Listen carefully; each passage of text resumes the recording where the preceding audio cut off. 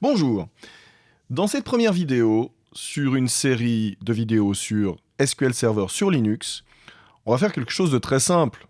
On va déjà installer. Bon, moi j'ai l'habitude de travailler avec Ubuntu Server, donc vous voyez que je suis ici sur une Ubuntu 16.4. À savoir que, à l'heure où j'enregistre, SQL Server sur Linux est en VNext, donc en Common Technology Preview 1.1, qui est sorti en décembre 2016 et qui ajoute le support de Ubuntu 16.10. Vous pouvez installer pour l'instant SQL Server sur Linux sur une Red Hat ou une Ubuntu avec une installation automatique ou sur n'importe quel système finalement, puisque vous pouvez aussi utiliser Docker. Et là, je vais faire une installation typiquement directement, sans utiliser un container Docker. Bon, très simplement, si vous connaissez Ubuntu Server, vous pouvez directement faire un sudo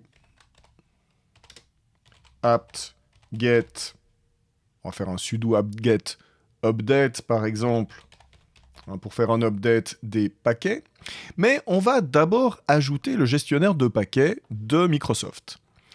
Si vous allez sur l'aide de Microsoft pour l'installation sur Linux, vous avez ici l'installation d'SQL Server pour Ubuntu. On va importer d'abord la clé PGP. Donc on va importer une clé qui va nous permettre de reconnaître le gestionnaire de paquets. Et ensuite, on va ajouter ici donc le repository, en fait. Pas le gestionnaire de paquets, mais le repository de Microsoft, de façon à pouvoir installer automatiquement les paquets dans Ubuntu. Donc, allons-y, je fais simplement des copier-coller, bien entendu, avant tout ça. Donc voilà, c'est parti. Un petit paste.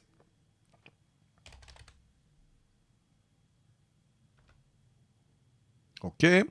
Et deuxième copier-coller pour ajouter l'appel à curl qui va...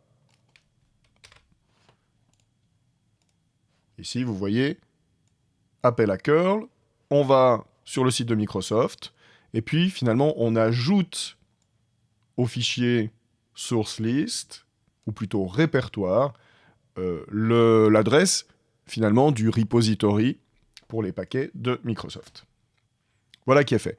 Donc on est prêt. On peut maintenant faire ce sudo apt-get update de façon à récupérer à partir de ce repository la liste des paquets disponibles. Vous voyez qu'on a un appel ici au repository de Microsoft. Il récupère directement les paquets disponibles pour la 16.4. Et puis, bien entendu, on va faire une installation. Alors, je vais faire un copier-coller, ça va être plus simple. Voilà.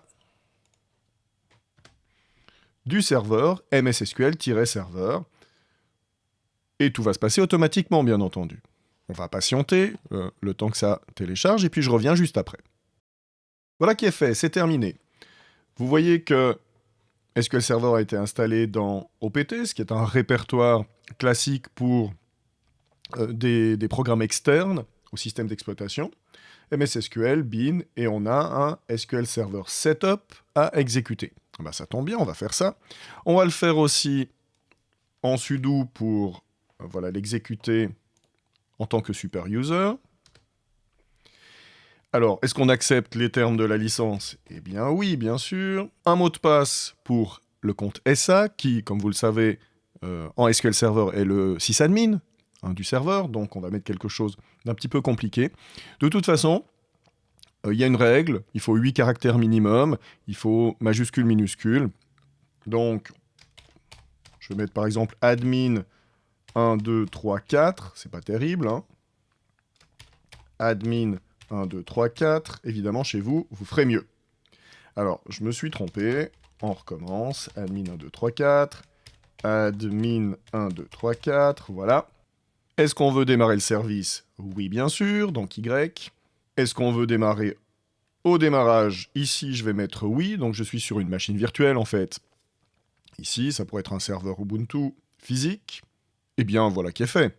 Je peux regarder si le service est démarré. Je vais utiliser une commande qui est indiquée aussi dans l'aide sur le site de Microsoft. Tout à fait. On voit que le service est démarré.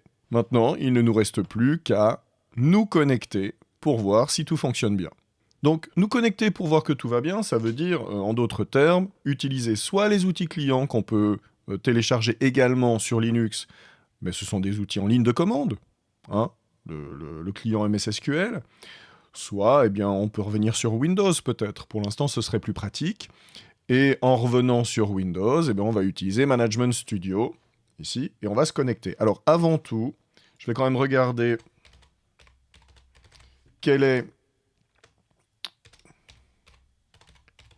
mon adresse IP, 192.168.1.6, et puis je vais me connecter donc sur ce serveur, ici, en connectant l'explorateur d'objets, donc sur 192.168.1.6, authentification SQL Server, bien entendu, connexion SA, et j'ai mis mon mot de passe admin 1, 2, 3, 4.